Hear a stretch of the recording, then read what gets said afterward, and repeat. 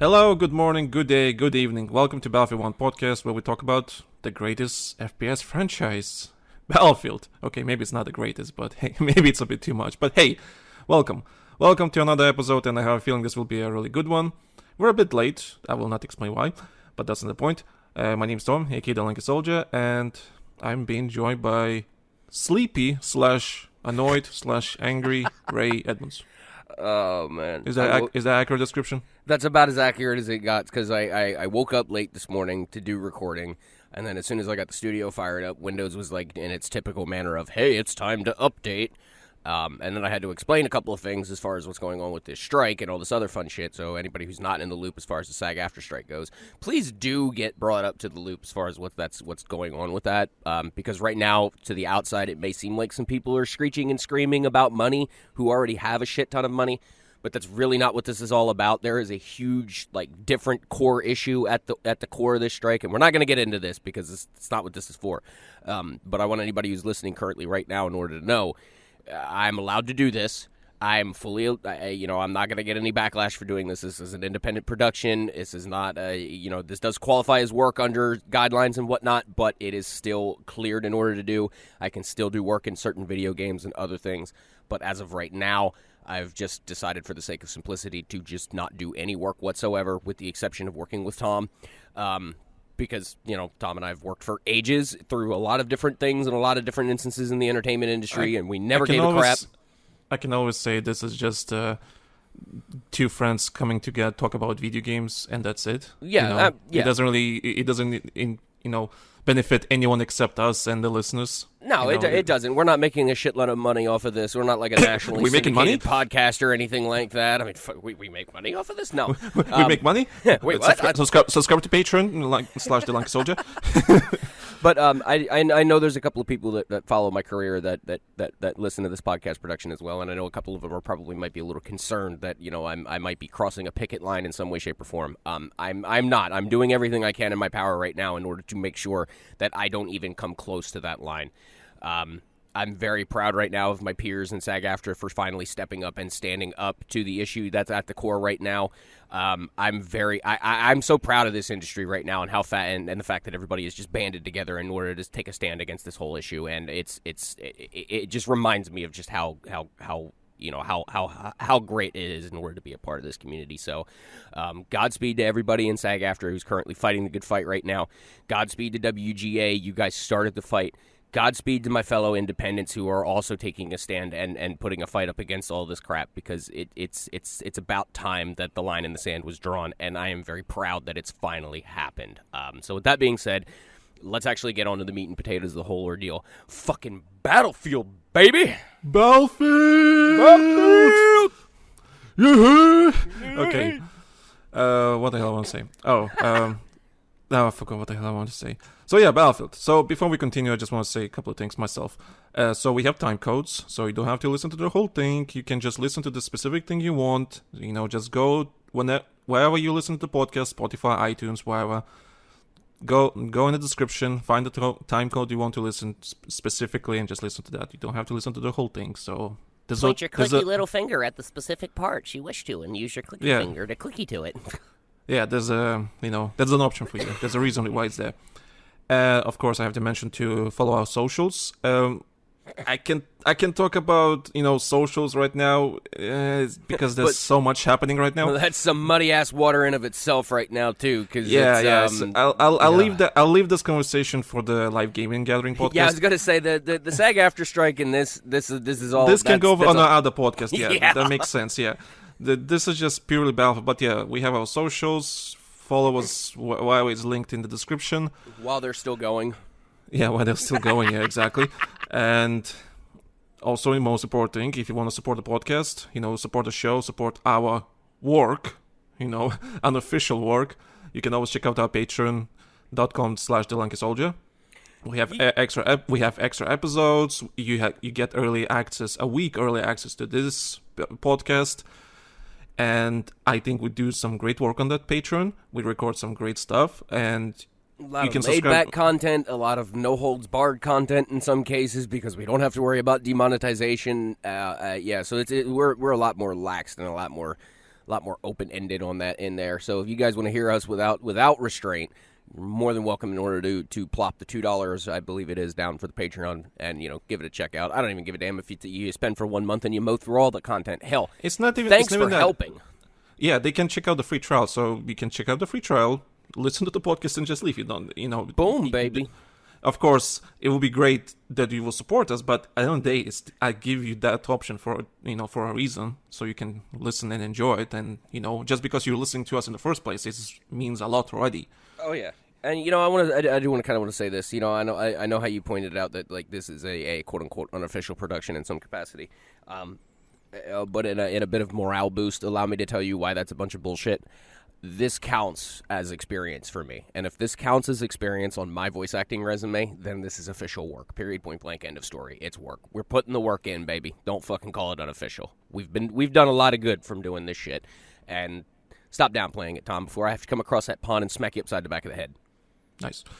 And yeah, I just want to say thank you to everyone. Like, of course, Live Gaming Gathering, my channel and everything.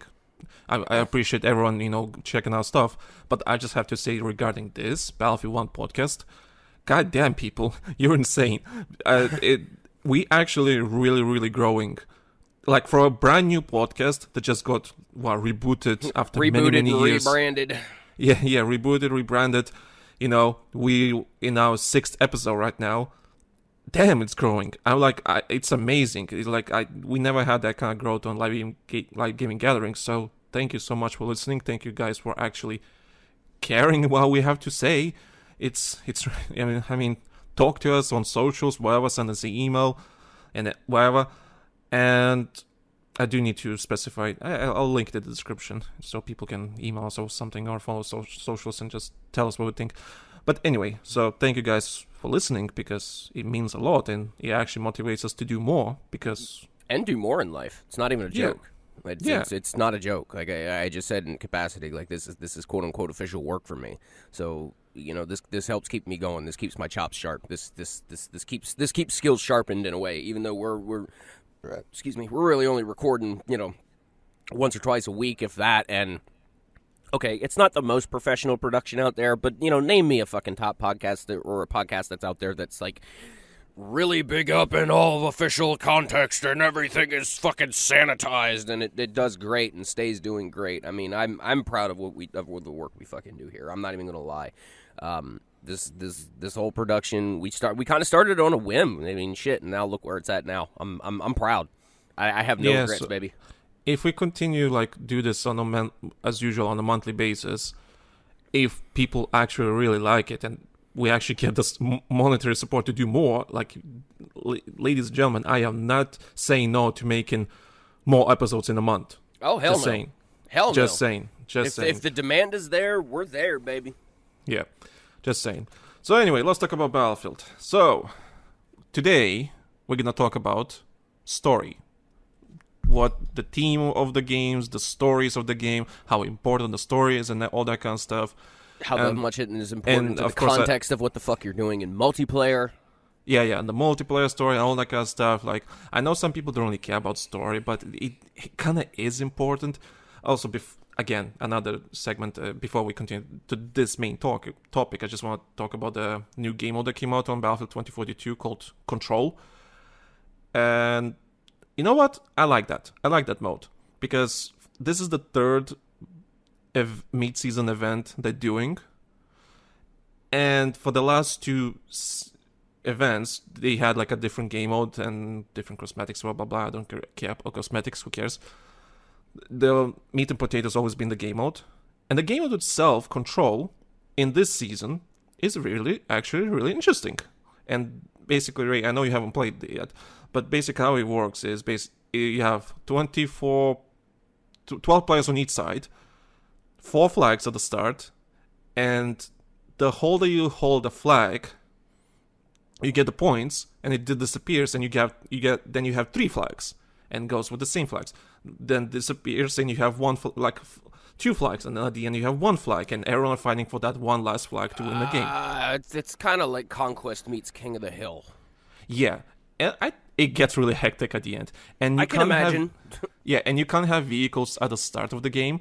you have to earn points. The better you play, the more points you earn, and you get those individual points. And for those individual points, you can get vehicles like tanks, jets, helis, whatever.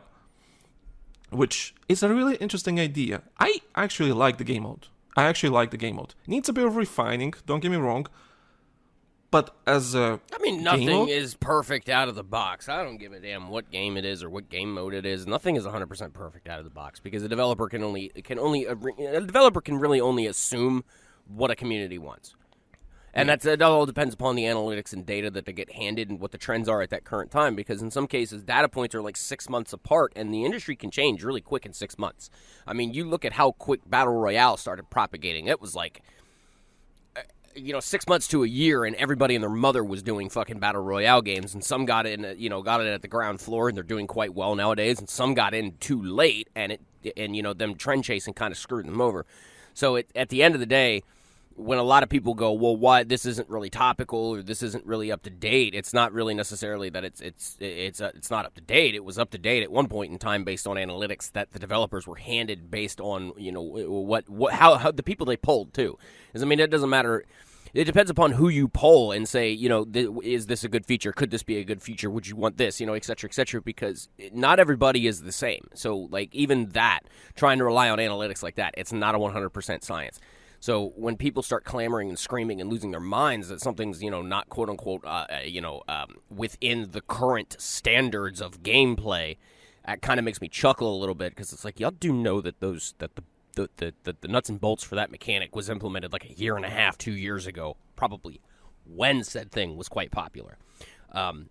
So that's something else in order to keep in mind whenever you're looking at game modes and stuff and going, oh, this has been done like a year and a half ago, and it's there. It's just how development works, baby. But yeah, I like the game mode. I think it's a really good start and can be a really good comparative mode if done right. But yeah, that's my quick thoughts. Anyway, so story.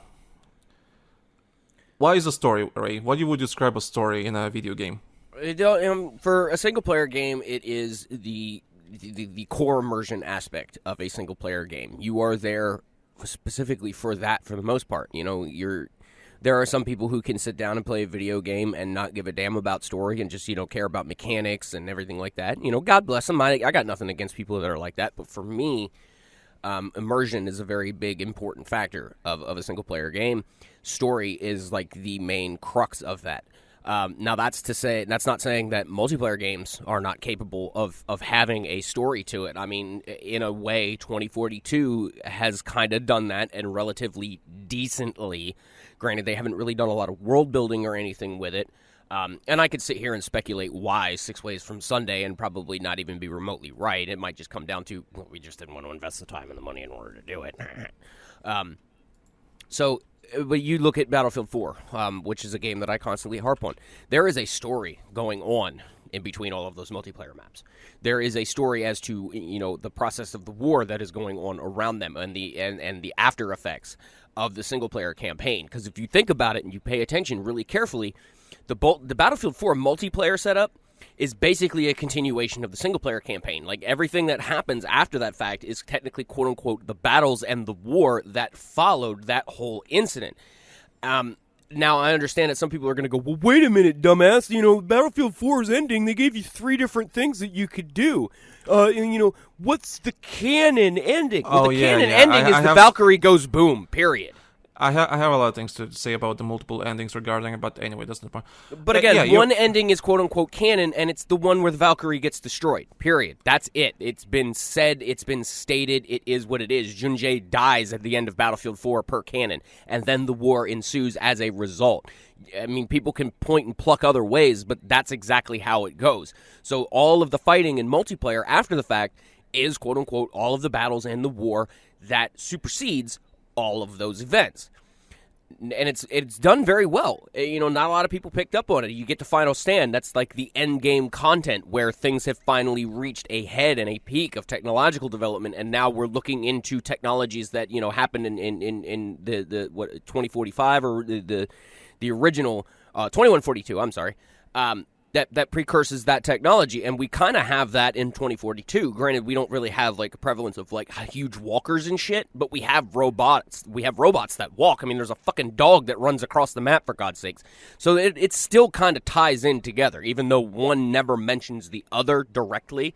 You can still see the links that are there, and that's very well done. I give them credit for that.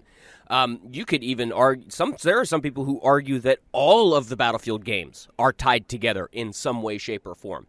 Now that I kind of think is a little bit of a loose thing. To me personally, I think it's the events of Battlefield 3, Battlefield 4 that are tied together to move into 2042 and 2142. I don't really see how, Battlefield 5 and Battlefield 1 connect. I could kind of see Bad Company 2 connecting in with that, in with the Battlefield 3 and 4 storylines. But it's very loose. It's very loose. It's not a solid connection. It's not as a solid connection as what 3 to 4 to 2042 to 2142 is. Like, there is a clear line of advancement there. You just don't see that with the other games. But if they... Oh, okay, I'm just gonna say this. Like, some people, of course, might wondering, like I said before, like a couple of minutes ago, why people should care about the story. Well, the thing is, I know some people say, oh, we just want the multiplayer experience, which is fine, but you're still gonna complain if there's no immersion. You're still gonna sit there and go, what are we doing? Why are we doing this? Why is this thing going on? I think the reason why we need a story or some team or something explaining what's the conflict, because people do get immersed in the game because of the background context that they have. Why we fighting this war? Why the soldiers? Like, otherwise, what's stopping us being like, Call of Duty multiplayer where you have, the boys. This is just a giant context. This is just a giant no context free for all where everybody just gets together and shoots each other. Yeah, and I mean and that's passable. That's fine. I mean, for a player like me who cares. But Battlefield's always been like, people gonna kill. It's not realistic. It never was realistic, but it was authentic in its premise. I wouldn't say authentic. I would say it was grounded enough to be believable. Okay, yeah. And again, that goes, falling back into Battlefield 3 and 4 and 2042 and 2142. There's grounded technological concepts there across all of them that make the storyline somewhat believable. We're working on railguns right now, so seeing a handheld railgun rifle, it's not too far-fetched of an idea, and we're already working on that. Like, there's escape pod launchers we that are featured in Final Stand. We have some of those in order to emergency escape from a mountain or anything or stuff like that. Like, those exist. Fulton recovery systems, those exist. They're not used very prevalent in the military, but they exist. You're Fulton recovered at the end of the damn mission in Battlefield 4. That's what that is. That's the Fulton recovery system. And if anybody who's played Metal Gear Solid will stick their hand up and go, yeah, we've known all about that for a fucking while now. Metal Gear is another game that does very well with that. They have crazy-ass technology, but it's grounded in reality in a certain way. And it makes the storyline more immersive. It makes it more believable. It makes you think, we could be heading for this. We could potentially be going this way, or et cetera, et cetera. So that a good story that's grounded or gives you a basis of believability will help you stay in a game. It'll help you stay in a multiplayer game. Fucking Overwatch. Overwatch has an overarching story to it. I don't see a single-player campaign associated with that whatsoever, but there's an overall arcing story with it. Team Fortress. There's no single-player campaign to that, but there's an overall theme and an overall story arc going on. Not a lot of people pay attention to it, but it's there. Yeah, and in your opinion, do you think Battlefield is better in a micro story, like just general conflict of the story, or a bit more personal? So a perfect example is like, let's say Battlefield 2, Battlefield 2142, and maybe even Battlefield 2042, so the current game.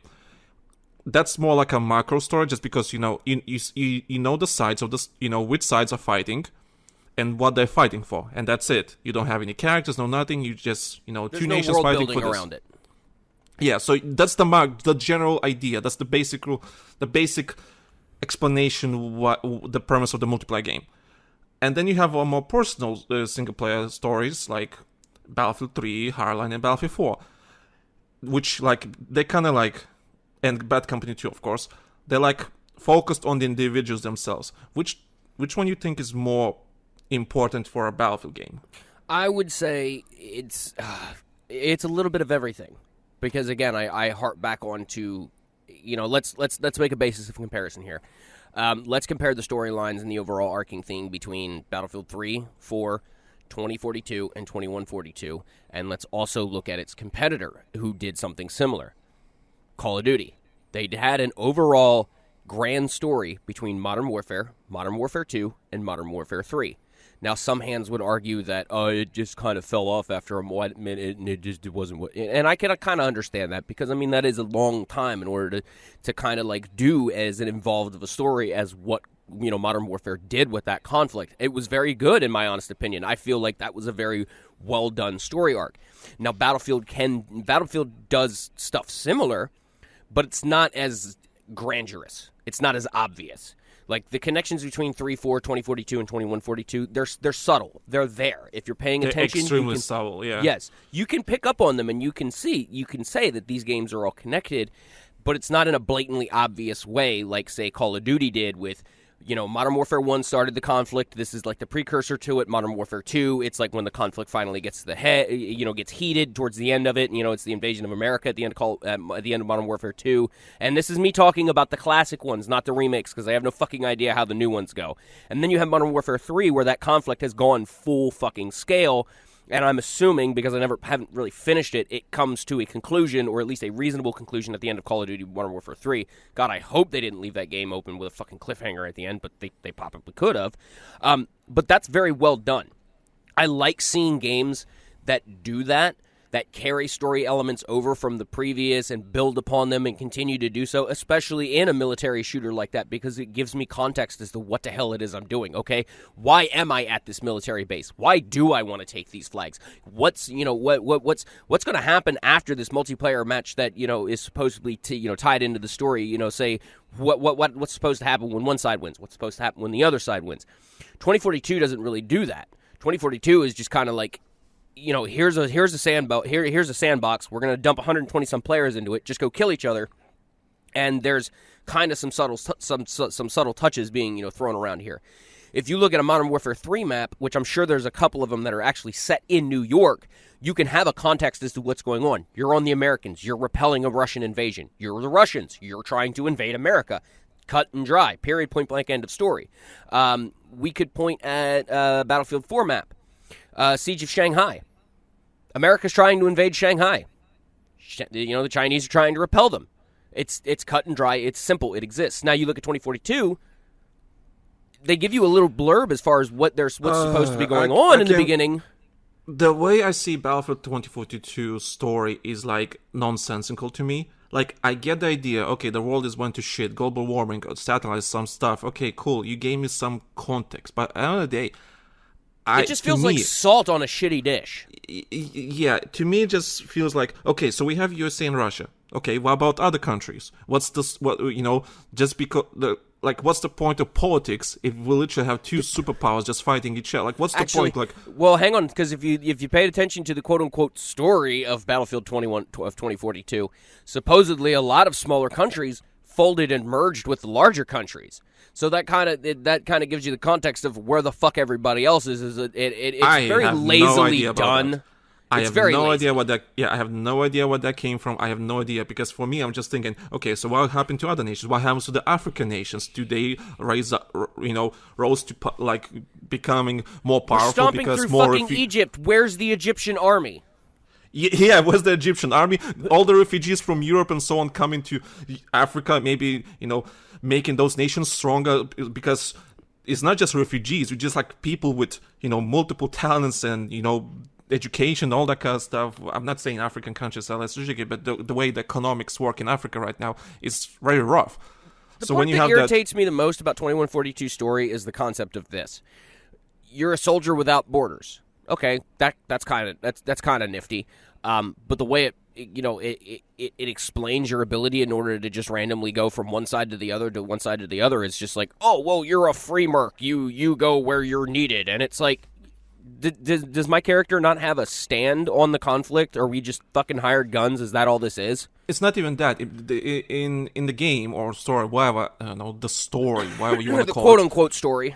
Yeah, the quote unquote story. They say that No Pass is like a formidable military group, you know.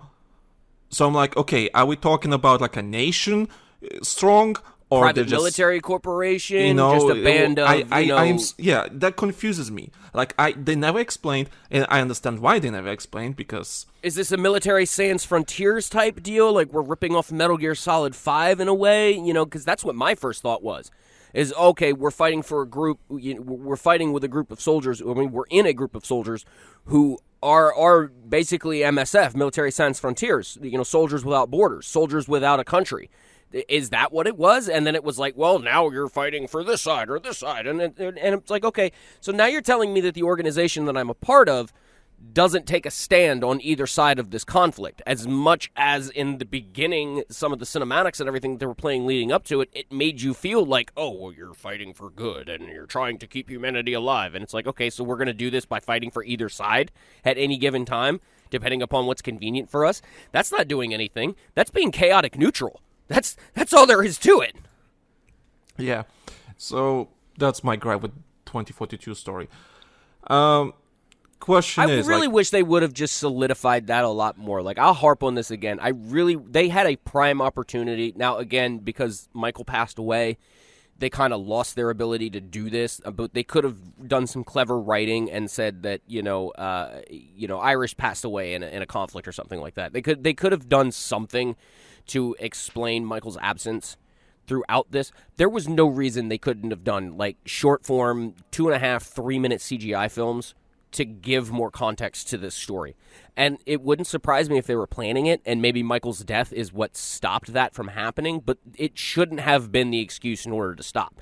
They could have kept building on that. They could have hammered out the fine details and given us more reason to be involved other than just new guns, new skins, new stuff, no context, just buy. And I don't like that. That's lazy to me. yeah, that's my criticism with the new Call of Duties that came out. Not Modern Warfare 219. I think they kind of thread that nicely. But with this new one that they came out just 8 months ago or something like that. Yeah, I am not a fan, because it's like Fortnite in a sense, but it works in Fortnite. In Fortnite, it's all about, you know, Yeah, but it's a Fortnite's not very sandbox. grounded in reality, period. It's Yeah, just it's kind of a like sa- this alternate dimension that exists where crazy shit happens and all of the Yeah. IPs of the world exist and coexist. I mean, for God's sakes, we got fucking, Marvel superheroes and fucking, Star Wars characters in the same universe. So, I mean, so it makes Fortnite's sense. its own flavor. It makes sense in Fortnite with all your collabs and everything, all that kind of stuff. And then you have Modern Warfare 2 that is trying to do collabs, you know, again, the boys. Which I don't agree with. I don't think that's something that this seems like something that's shoehorned in my honest opinion, because I've watched all the trailers on it and everything, and it's just like, and I am a big fan of the Boys TV show. I adore that show. I mean, we're getting into the 3rd season now. Jensen Ackles finally showed up, so I mean, it's for them, in order to choose those 3 characters, it's kind of like, I'm going to say this now, and I don't care who gets butthurt over it. Starlight has no goddamn place in that game whatsoever.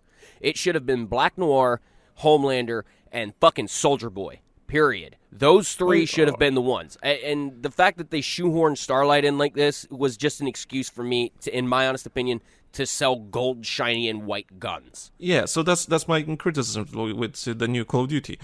With Modern Warfare 2.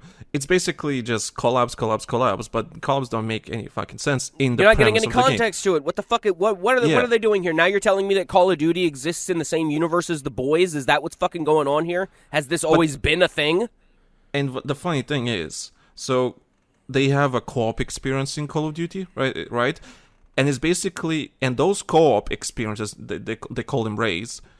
We finished 3 of them, and the 4th one just came out, because they come out every season. And it's basically a co-op experience with 3 people, so you and 2 friends, and you go into this mission, which is about an hour or 2 hours long, depending how quick you are, or how fast you are, and so on. Yeah, it's called a raid. So, and it's basically a continuation of the single player. So the story continues. It's the whole story. It's basically a story mode, a co-op story mode, that continues the single-player story. And it does really well regarding, expanding the story. It's remains grounded. It's building upon the premise that was already laid there and explaining and giving the player more context as far as what's going on, which is good. Even if it's not done great, it's still an effort in order to try and world build. If Battlefield 4 would have done something similar, like let's say, when the Naval Strike maps came out, let's say they would have said, okay, well, not only are we going to do the Naval Strike maps, but we're going to take those same maps because there's ways that we could break these maps down to make them quote-unquote single-player maps. And don't fucking tell me that there's not. You actually look at the Naval Strike maps. There's ways in order to go about it.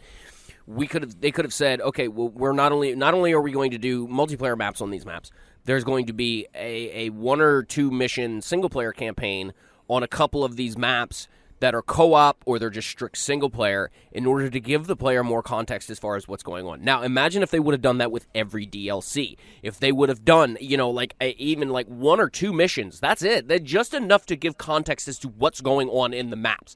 They would have done 2 missions for Naval Strike, a mission or 2 for Final Stand. Done a couple of missions even do a mission that would have explained, the community map project. Try and tie that in some way. That would have gone over very well. I would have applauded the shit out of that back in the day. That would have built on what was going on and helped flesh out the Battlefield 4 storyline more. And I'm not saying that DICE didn't want to do that because I heard a couple of, softball rumors floating around that that's what they kind of wanted in order to do, but they just never did it on account of, I guess, either bug fixes, budget, or, a combination Mostly of those budget. 2 elements. Probably budget mostly. But it would have been great, if in spite of, they would have just done these things. And this is the thing that makes me sad about game development these days. It's not, you go back to a lot of your older games, a lot of your older DLC packs. Developers and producers would go all out to try and get you enticed in order to buy. Expanding storyline, expanding mechanics, adding mechanics, fixing things. There were reasons for you to get invested in DLC back then. You get to Battlefield 4, and it's kind of just like more maps to shoot people on. That's it. No context. And I have to find the context as to what the fuck is going on. To me, that's not right. It's funny. They actually start... So since this last season came out for 2042, they started adding quotes from the specialist in the loading screens, which is a neat idea, but again, I don't care because I don't know what's the context of the, what's the war about, What the fuck is going on outside of this bubble that I'm stuck in right now? Exactly. I don't know what's going on. Yeah, you tell me a bit of backstory about the characters. Cool. I don't care about them because I don't know what's going on, And that right there should tell somebody who's in storyboard writing and who's in production that, hey, players do care about this stuff. I can't count how many times over the last 10 years alone I have heard, quite frankly, arrogant and stupid CEOs and design leads say this: nobody cares about single-player story, nobody cares about context anymore, therefore it is not an investment. Bullshit! Bullshit! It is bullshit. It's all bullshit. It is an excuse, and I hate saying shit like this because it's part of me feels it's not 100% true, but there's that cynical part of me that knows how this industry works and knows for a fucking fact this is how it is. It comes down to money. If they look at an idea and somebody sits in that room and goes, well, we're only going to make this much money off of it, the fucking idea doesn't happen. And that idea goes, and that philosophy goes through every goddamn facet of manufacturing and production. I don't care what industry it is. Pick an industry. Things don't happen unless somebody's going to make some fucking money off of it, period. We don't have a cure for cancer right now because nobody's going to get fucking rich off of it. It kind of pisses me off with how game developers, not Battlefield only, but developers in general. Sometimes. In general, publishers, whatever, when you release your AAA shooter, whatever, they don't really understand, no, I'm sorry, you do need to care about the premise, about the story, all that kind of stuff, because people care about the context, because context makes us feel more interested and more invested in our game. And without it, it's just mindless gameplay with no context. And that doesn't entice, in most players, it doesn't give them a reason in order to stick around. They want to know, well, why are they abandoning modern shooters after 6 to 8 months? We're giving them all the content and all this extra stuff and stuff to buy in the world. Well, the problem is it's not, that you're giving them something to buy. You're not getting them emotionally involved in it. You're not getting them invested in your game other than monetary and time. That's it. Yeah, and the only way people can get invested into open sandbox like that is when you make your own stories. So, let's go back to Call of Duty Warzone, like the one came out in 2020. You know, was there like they had some like what's the word, basic story what's happening, right? They did explain the trailers and the battle pass trailers and so on, like what's the context here, right? They explain a little bit. But at the end of the day, it's mostly the players were making their own stories because it was a battle royale. They had their own, like, oh, I did that and that and that. We won that and that. Like, it just depends if you have the tools to make your own story in the game, and suddenly you can put your own context into the story and the premise of the game and your immersion and so on. With Battlefield, for example, we have two sides fighting for each other, but I don't feel anything. Yeah, why? I don't feel anything. Yeah, I'll put it this way. You remember when Metal Gear Solid 4 was announced? Because we were hanging out and no, it wasn't Metal Gear Solid 4. It was 5 maybe. 5, yeah. When 5 was announced, you remember how fucking stoked I was when that was announced and I found out what time frame that they were actually putting that game in as far as the Metal Gear Solid storyline, like right in between. And Metal Gear Solid story is very, convoluted, and there are some things that don't exactly, fit with other games. But here's the deal. I had been a fan of Metal Gear since Metal Gear Solid 1 on the PlayStation. It's one of the very first games that I got really into when I was a kid.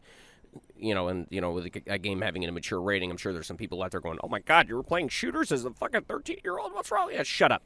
I'm a regular American. We grew up with that crap. Anyway, I started getting invested with Metal Gear Solid 1. When Metal Gear Solid 2 came out, I was so fucking excited because it was like, okay, I got involved with the story and involved with the characters in Metal Gear Solid 1. Metal Gear Solid 2 is coming out, and now it is a continuation of that story. And then Metal Gear Solid 3 came out, and it was like, now we're going back into the past in order to find out Big Boss's history. You're still world building. Even though you're jumping across timelines all over the place, you're still world building. I'm getting more and more invested in these characters. I'm getting more and more invested in this world. I want to know what made this world the way that it is. I want to know the precursor stuff. And then Metal Gear Solid 4 came out, which was a successor to Metal Gear Solid 2. So now I have background context as far as Big Boss goes from Metal Gear Solid 3, and now I'm playing Metal Gear Solid 4, which is now building on the storyline from Metal Gear Solid 1 and Metal Gear Solid 2, which in of itself had a lot of fan service to it. Callbacks. You go back to Shadow Moses. To this fucking day, when I fire up Metal Gear Solid 4 and I go to the Shadow Moses maps, I am moved to fucking tears. Because it's the nostalgia, it's the fan service, it's seeing something that I've been to before, and I'm going back to it, and I'm getting more emotionally invested in it, and I'm learning more details about what happened the last time I was there. That's brilliant. Metal Gear Solid 5 came out, and now this is the game that precedes that is in between Metal Gear Solid 3 and the SNES games. The original Metal Gear games. Now you're learning about what happened between the time of Big Boss's quote-unquote downfall at the end of Metal Gear Solid 3, and you every time Kojima put out another one of those games, he kept building and building and building. Now, knowing aside, Hideo Kojima is a very fucking talented storyteller, period. I don't care who you are. The man is, he's a little fucking crazy in some cases, but he is a very solid storyteller. You can't argue that fact. If Battlefield would have done something similar, something close. Instead of now we have Battlefield 3, we have a precursor to the conflict, some things that happened beforehand, the stolen nukes and all that other stuff. Now we move into Battlefield 4, where that situation has now escalated. This is after the Paris attack. We're acknowledging that Paris fucking happened. Hey, you go to Metro, what's there? The goddamned hole in the ground from the fucking nuke, the destroyed area. They did that very subtly. And then when it came to 2042, it was just like, bah, we're not going to do that. We're just going to throw maps out there with a little quip of a story, and that's all you get, kids. Good luck. Go find your own context. Okay, I have my complaints. So, Battlefield 3, right? We have one single story from A to B. That's our story. That's what happened. It explains the premise, what's happening, stolen nukes, Russia tried to get those nukes back, no one's really want a war, There was a third party that was actually involved with the whole thing that was unknown by the major powers, and now his actions have caused a world war within of itself, which is funny because that's the exact goddamn premise for fucking Call of Duty Modern Warfare 2. Okay, so that was the story. Battlefield 4 was supposed to be a continuation of that story, which is fine. They kind of did, but at the same time, not really. So there was some tidbits of previous stuff that happened, but entirely they're not really connected, other than some tiny bits and there and there. And it was never really explained why we're fighting Russians, why they're aligning with the China and so on, and I get that, but there was missing context, missing piece of important information why it's happening. Basically what happened was they gave you a puzzle, they gave you all of the pieces, but you have no overall picture to see how that puzzle is supposed to go together. Yes. You're supposed to just assume what it looks like when it's done. Yeah, and then you mentioned Battlefield 2042, which is basically a sequel to Battlefield 4, which is fine. Again, I love returning characters. We wanted that. We wanted that, yes, exactly. So that was a good decision, but again, because we don't know the context, we don't know what nations are fighting and what. No paths make no sense to this day. We have no reason to be invested long term, period. Yeah. Other than what we pay in for it. Yeah, so just because you added some certain characters back doesn't make me more invested whatsoever. And that's what Battlefield always annoyed me.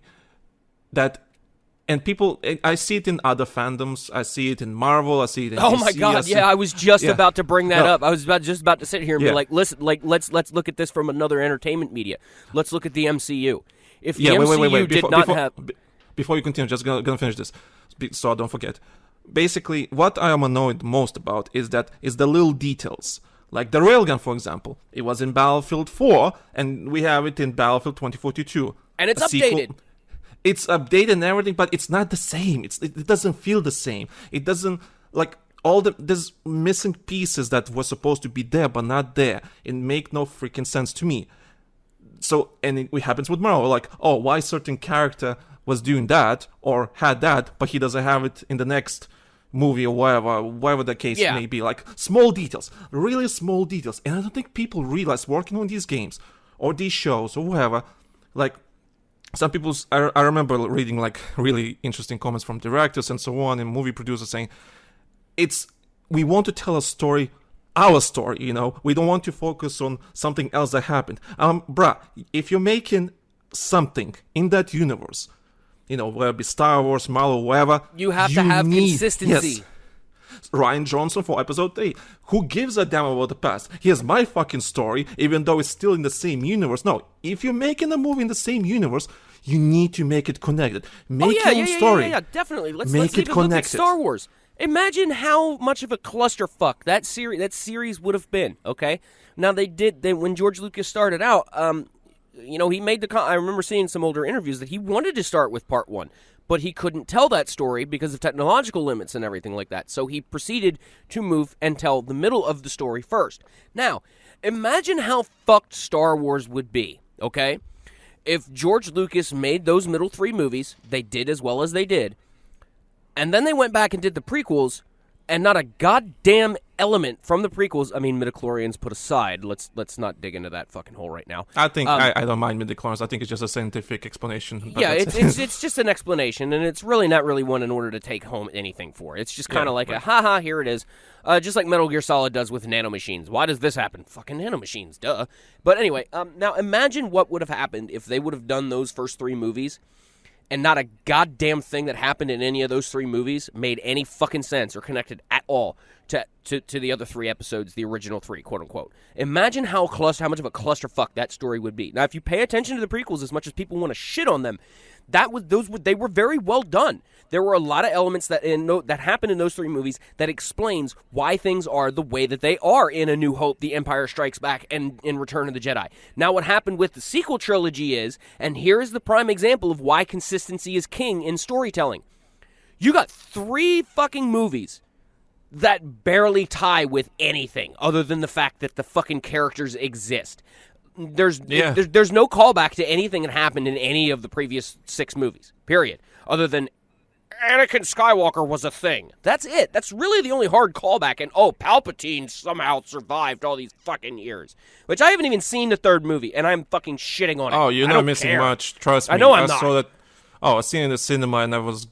Oh, my God. That was I remember how pissed off you were when you came home from that, and I was like, I was so wow. pissed. That is a prime example. Battlefield did the exact same fucking thing with 2042. They threw that game out and went, here's some plucky details that you can kind of connect with Battlefield 3 and 4, but we're not going to confirm them. We're going to leave that up to your imagination.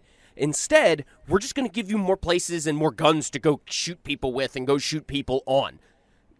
I'm not invested in that.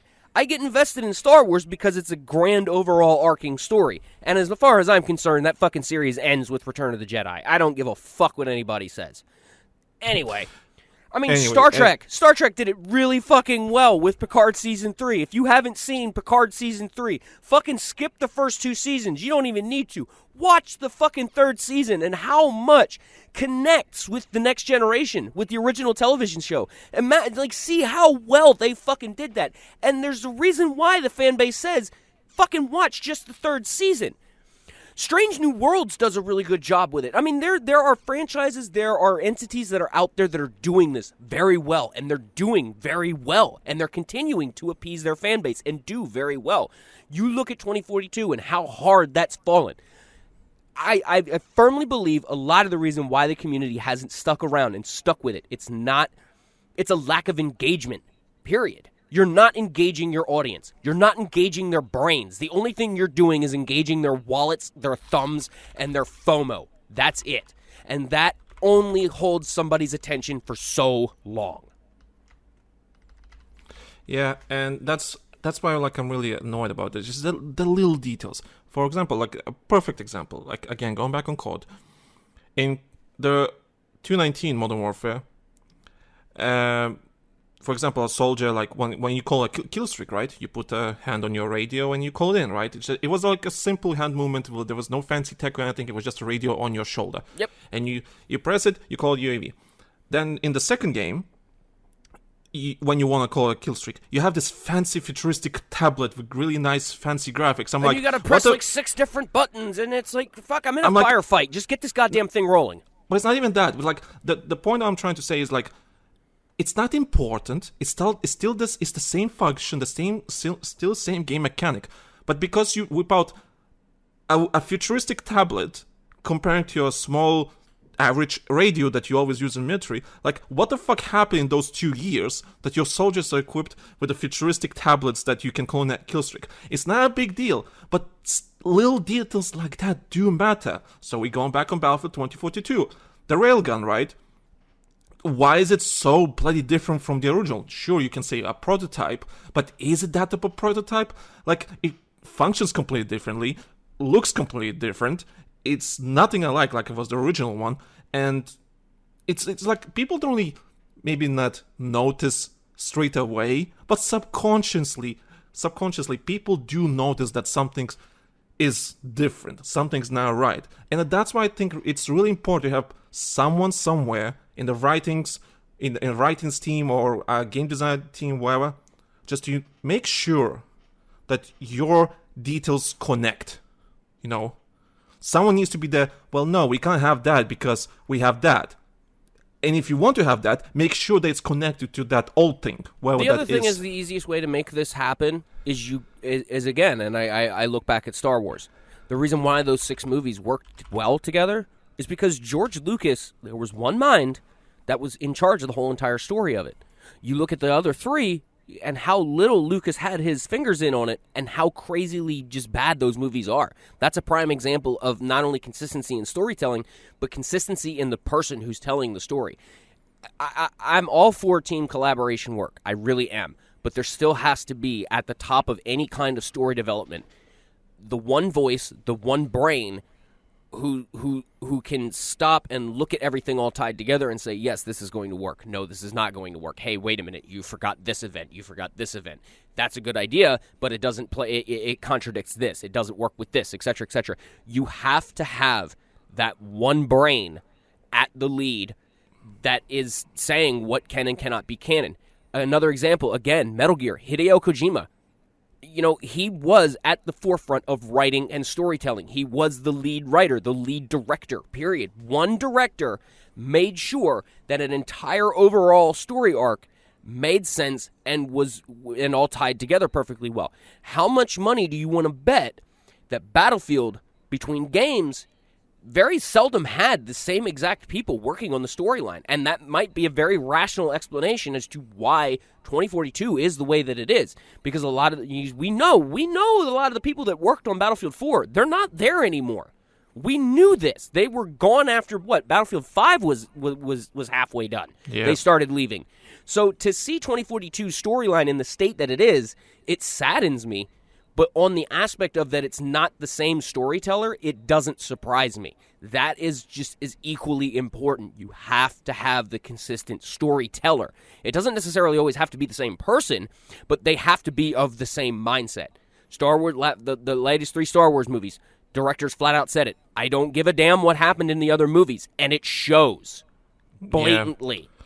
Some probably did the same with 2042. I don't care what really happened in Battlefield 4, and it shows. And that's a thing for the leadership who I was running, producing these games. They should be responsible. Make sure, okay, if you don't have the same people, continuing the story, that's fine. But you need to have some sort of database or something, some sort of guideline of what happened. Storyline tree, a consistent storyline tree, period, that's there for that game. There had to have been a digital file somewhere of a timeline of events so that, the storytellers could stay consistent with this. And if they didn't do that, then that's just poor organization.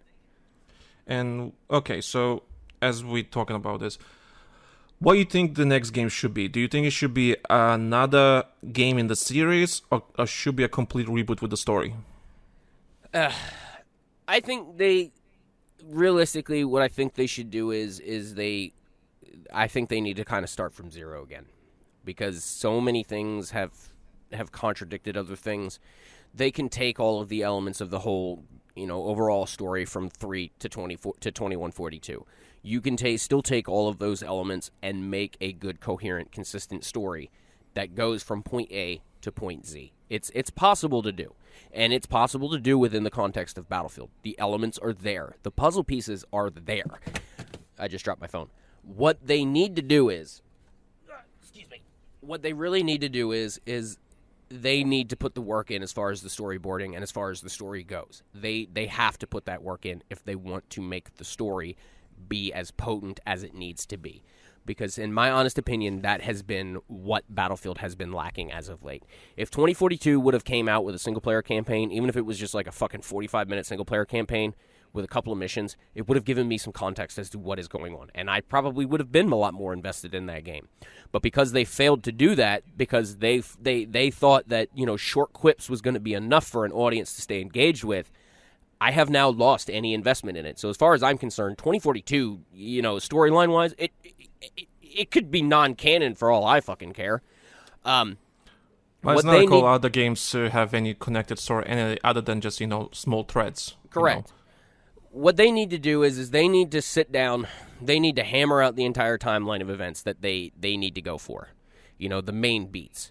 Battlefield 3 events. That's a big story beat. Battlefield 4 events. That's a big story beat. You knock out the small beats in between that and in amongst those beats.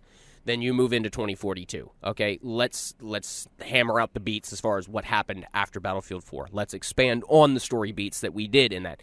And eventually, then we move into 2042. Well, now we have 100 years of story that we can tell. 2142, you mean? Between 2042 and 2142. We have 100 years of story that can be told here now. And 100 years of technological advancement that we can account for and we can explain. And, I mean, even if you did one game that bridged that gap, where it started at the end of 2042 and ends at the beginning of 2142. You could do that as long as the story works. You could have, a campaign mission that's set in one decade and they're trying to stop this technology from being developed. Well, that team fails, and now as a result, your next mission is, your next generation of soldiers some 10, 15 years later, where that failed mission has now allowed this technology to advance to this part. That's a good way in order to explain how walkers became a thing. There could be missions to try and sabotage the facility. They could have done this with Final Stand because it's clear cut. It was the intention was there. You could see it. You know, that's that part of that story for Hangar. What is it, Hangar 52, where they had the Walker Bay in it. Yeah, something like that. Yeah. That could have been a prime story exposition map. It's there. Everything was there. Wait, speaking about not connecting threads, you know, or not having the details, and like, where are the Titans? Yeah. Where are the Titans? Other than the one prototype that was in the hangar, yes. That's it. They could have bridged that gap too. For example, the whole premise of the 2042 could be like, yeah, the world is going to shit, and there's, I don't know, one prototype the Russians have that is about to be functional and about to... Do you know what kind of shitstorm that will be around the world, knowing that someone's making a brand new floatable battle fortress, tank, that would cause so much drama. That alone is a story, you know? So that's why I'm annoyed that all these little pieces don't make sense in the grand scale, because everyone are contradicting each other and so on. It's just like, that's why I'm so annoyed about it. So I do hope the next game, whatever the next game is actually a reboot of the series, because I know they're making a single player story. You can have some Easter eggs there and there, it's fine, but make a brand new story and just keep going from there. And just do it make with care. With care is most. I just hope that everything is, you know, neatly tied. You know, they have a person that actually responsible for that world building that makes sense. But that's my hope for the next game. I wholly agree. It's when a story, it may take time, it may be meticulous, but the effort always shows in the final product. Always. You can tell games that are just product, and you can tell games that were made with care. You can tell games that were attempted with care, and they were bastardized by monetization. Redfall. Oh yeah, there's a prime recent example. The cinematic experience right there. That game had a lot of potential to it, and you know, half the development team leaving midway through it probably tells me that, you know, upper production was like, we don't care about the story, we just want a product.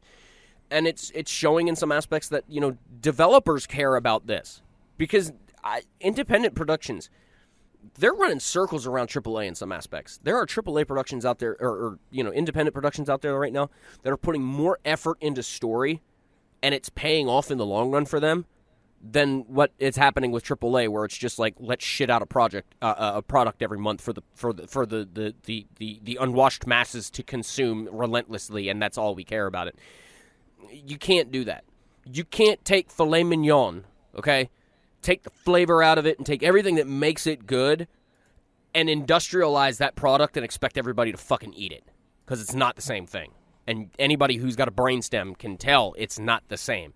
You put fucking, you know, Michelin star grade filet mignon steak in front of me, and you put, you know, reconstituted garbage that's pressed together to kind of look like filet mignon, I will tell the difference. And that's exactly what's going on right now in terms of storytelling. AAA just wants a product. They just want something to shit out so that people can buy. Independents, they want that long-term fan base. They want those people that are invested in their projects. So they're making good stories. And AAA needs to get their head out of their ass and realize that, one, shareholders don't buy video games, so they need to shut the fuck up. And two, investing in your project, investing time and effort and care in your project is going to make you more money in the long run with a dedicated fan base than what you're ever going to make on a one-time purchase where you piss your entire fan base off because you wanted to take the fucking easy route. Ask the last CEO what happened when he wanted to take the easy route and shit a project out, or shit product out in order to make money, because he's a pile of toothpaste at the bottom of the Atlantic right now. That is a lesson right there. And I hate, you know, I don't care whose feathers I ruffle in fucking saying this.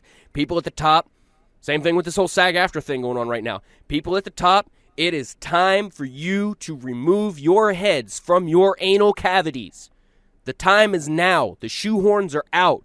You're either going to get them out willingly, or they're going to get pried out. Or you're going to get out. Yep. I mean, I have a lot of things to say about, you know, story stuff and everything, but I'll leave it for the next podcast.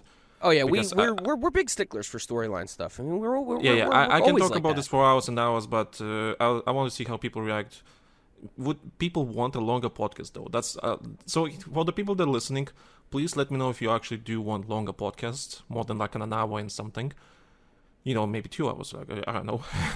Let me know, because I'm really curious. Because we do this monthly for the BattlefieldOne podcast, so I'm really curious what people think. Do you want longer episodes because we do it only monthly, or are you okay with this? This length of the podcast. So I mean, I'm sure if we put our heads to it, we could do a 2-hour long form podcast. But the thing easily, and not even put any more effort into it. We just don't stop at the 1 hour mark on recording like we do. So I mean, if there's interest there for it and there's drive for it, I mean, we'll definitely make it a thing. We're not, we're not the game industry where we don't listen to what our feedback is. Yeah, easily subtle done. dig. So yeah, do let us know. You have any closing thoughts, Ray? That wasn't it. Other than dying. I do again want to, I want to thank everybody who's, supported us over the years, who continues to support us and continues to listen to us. I encourage everybody to heavily look into, the SAG-AFTRA strike and look into everything that's going on right now, because it is a big fight. I mean, there's people's livelihoods that are at stake right now. It's not just a bunch of rich actors, acting entitled. It's not. It's really not. Extras, stagehands, grips. People who are not on the cover of everything, they're not rich. They're not millionaires. A lot of us, even some of the, even you think of them, one of the most popular voice actors you could possibly think of, they've got side hustles in order to continue to make money, because we're just not paid appropriately for what we do. And that's one of the big reasons behind this whole strike. So please take some time, look into it, actually look into it. Don't listen to what Variety or any of the Hollywood productions are fucking writing about this shit. Actually look into the details for it and make your own decision as to who you want to support on that.